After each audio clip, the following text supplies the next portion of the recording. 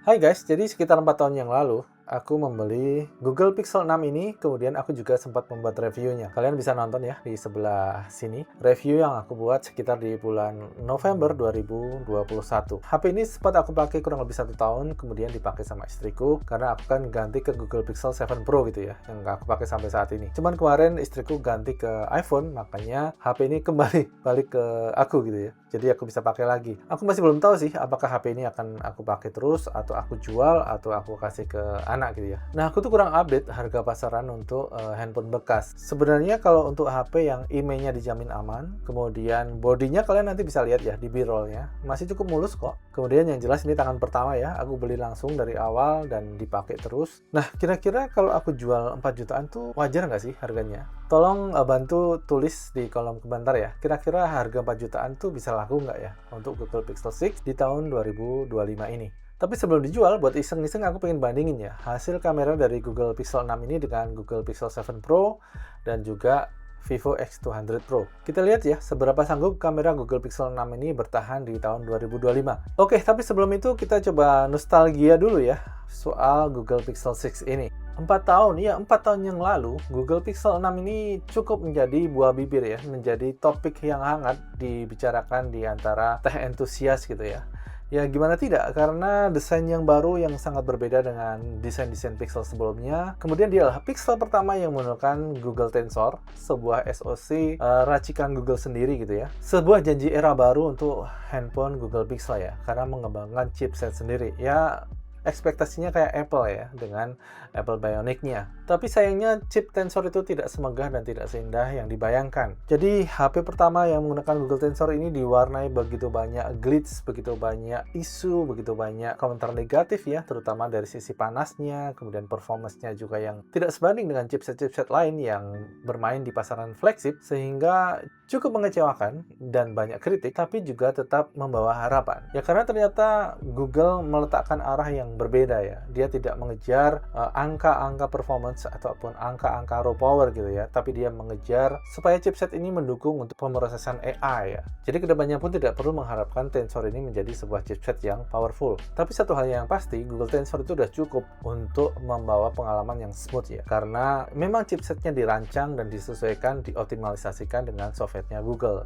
Jadi untuk pengalaman sehari-hari kayak cek email, browser, buka sosmed, foto-foto, main game yang ringan dan segala macam itu dijamin pasti lancar. Bahkan di Google Pixel 6 ini yang sudah berumur 4 tahun, experience itu masih smooth, masih lancar-lancar aja. Dan lagi ponsel ini masih mendapatkan update software sampai dengan tahun depan ya, Oktober 2026. Artinya Google Pixel 6 ini masih mendapatkan Android 17. Dan so far sih terasa keren ya dengan material Expressive 3 ini. Aksen-aksennya terasa bold, terasa fresh, warna-warni, dan yang unik adalah animasi serta haptic feedback-nya ya. Jadi semua animasi, semua sentuhan itu terasa lebih physical gitu ya. Kayak kita memang ada sebuah material yang kita sentuh ketika kita menggunakan UI-nya. Lebih tangible gitu, lebih kerasa. Sebuah UI UX yang bisa kita rasakan ketika kita berinteraksi. Oke, lanjut kita ngomongin soal desain Pixel 6 ya. Ini adalah sebuah desain yang berubah total dari Pixel sebelumnya. Desain kamera belakangnya yang menonjol itu sempat kontroversial ya saat pertama kali keluar. Tapi jujur aja sih, aku sih malah jadi suka ya. Desainnya unik, khas, dan dapat membuat ponsel ini nggak goyang saat diletakkan di meja. Dan ngomong soal build quality-nya masih terasa solid. Bobotnya pun terasa mantap, premium. Bingkai aluminium serta kaca Gorilla Glass Victus di depan dan di belakang ini masih terasa sangat kokoh. Dan yang jelas dengan ukuran yang meskipun cukup besar, tapi relatif langsing gini masih cukup nyaman di genggaman. Sekarang kalau ngomongin soal layarnya, layar OLED 6,4 inch ini dengan refresh rate 90Hz, untuk ukuran tahun 2025 mungkin terasa biasa saja ya, karena kita sudah melihat banyak ponsel dengan layar 120Hz ataupun bahkan 144Hz. Tapi jujur aja untuk penggunaan sehari-hari, scroll media sosial, kemudian nonton video, layarnya itu terasa masih mulus dan responsif. Warnanya cukup bright, cerah, dan warna hitamnya cukup pekat. Layarnya masih masuk ukuran bagus lah ya. Hanya saja memang masih kurang terang kalau terkena terik matahari di outdoor. Dan juga memang satu PR-nya Google Pixel ya, kalau pakai full brightness di layar itu gampang banget panas. Nah, tapi bagaimana dengan hal terpenting di ponsel Pixel, yaitu kamera? Karena memang reputasi Google Pixel soal kamera itu nggak main-main. Google Pixel 6 punya sensor utama 50 megapiksel dan ultrawide 12 megapiksel. Sekarang setelah 5 tahun kemudian, apakah masih bisa bersaing dengan ponsel terbaik saat ini? Nah, sudah sampai saatnya sekarang kita akan bahas perbandingan hasil foto dari ketiga HP ini. Google Pixel 6, Google Pixel 7 Pro, dan Vivo X200 Pro. Untuk foto siang hari dengan pencahayaan yang bagus, hasil foto Pixel 6 ini masih cukup bersaing ya dengan hasil jepretan dari Pixel 7 Pro ataupun Vivo X200 Pro. Hasil fotonya cukup tajam, dynamic range-nya bagus, dan kontras gelap terang khas Pixel yang kadang bisa menghasilkan foto yang lebih estetik.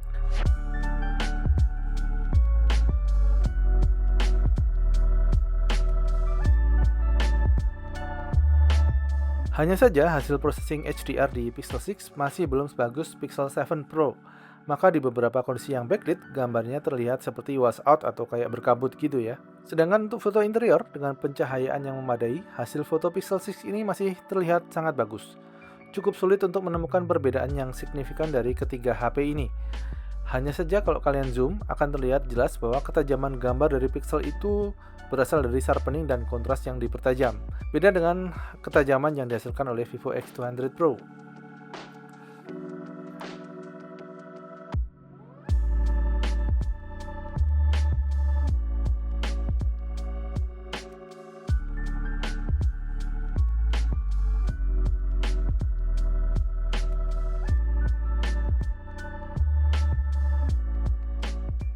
Untuk foto portrait, Google Pixel memang tertinggal jauh ya dari Vivo, baik Pixel 6 ataupun Pixel 7 Pro. Tingkat keberhasilan mendapatkan foto dengan cutout yang rapi itu ya sekitar 50% aja. Ini aja udah aku ambil hasil portrait yang bagus cutout pun kalau kalian zoom masih akan kelihatan tidak rapi. Beda jauh dengan hasil portrait dari Vivo. Sama halnya dengan foto indoor tadi, hasil dari foto Pixel 6 sedikit lebih gelap dibandingkan Pixel 7 Pro dan Vivo. Hal ini berpengaruh cukup besar ya kalau buat foto portrait, karena foto portrait itu membutuhkan wajah yang terlihat terang dan halus.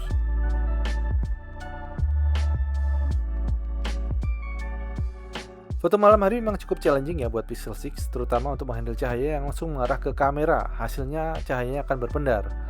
Sedangkan untuk ketajaman dan noise sudah kesulitan sih kalau harus mengimbangi Pixel 7 dan Vivo. Tapi bagaimanapun juga ini hasil fotonya masih cukup bagus, masih bisa banget dipakai buat konten sosmed.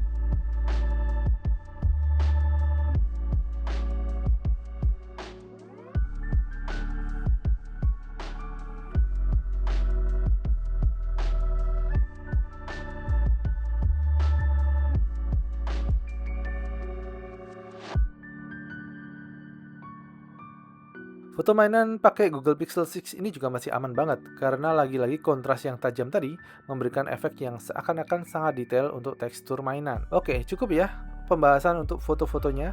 Selanjutnya kita bahas hasil perekaman videonya. Oke, jadi guys, ini adalah hasil perekaman 4K 60 fps untuk ketiga HP ini ya. Ini aku cobain sambil jalan. Perekaman 4K 60 fps di kamera Google Pixel 6, kemudian kamera Google Pixel 7 Pro, dan aku bandingin dengan kamera dari Vivo X200 Pro. Jadi kalian bisa nilai sendiri ya bagaimana kestabilannya di ketiga handphone ini. Coba kita kasih foreground sedikit, dengan itu background. Meskipun masih pagi ya, suasana masih pagi sekitar jam 10, tapi cukup terik. Mudah-mudahan aja nggak cepet panas. Mungkin kita akan switch ke kamera depan ya. Aku mencoba untuk menjauhkan tanganku sejauh mungkin ya, biar bisa cover. Cuman kalau yang Google 7 Pro ini memang lebih sempit ya. Oke, kita coba kalau untuk panningnya seperti apa ya. Panningnya seperti ini guys.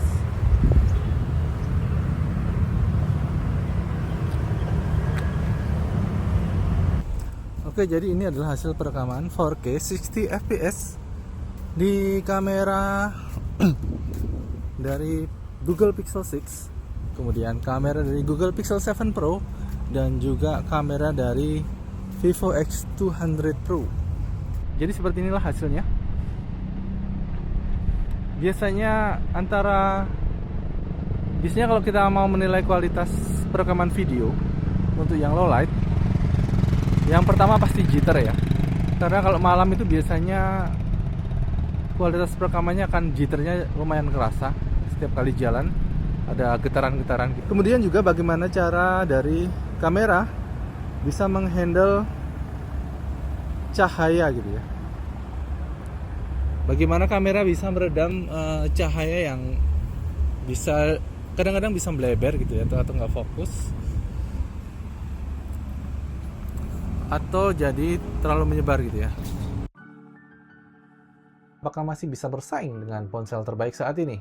Jawaban singkatnya bisa dibilang iya sih, khususnya untuk foto di good light condition. Foto-foto yang dihasilkannya masih mampu bersaing lah ya.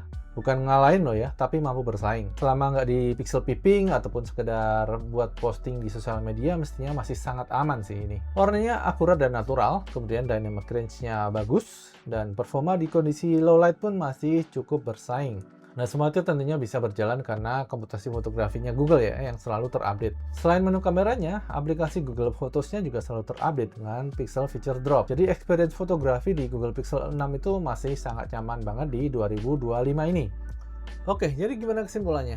Kalian bisa mendapatkan kamera yang bagus, pengalaman pakai yang smooth, dan juga dukungan AI yang nggak kaleng-kaleng ya. Karena hampir semua fitur AI yang generik itu bisa dilakukan di HP ini dengan lancar tanpa kendala apapun. Jadi bagaimanapun juga Google Pixel itu tetap menawarkan pengalaman pakai yang nyaman dan buat aku sih suka. Oke, aku rasa itu aja sharing pengalamanku pakai Google Pixel 6 ini. Thank you for watching and adios.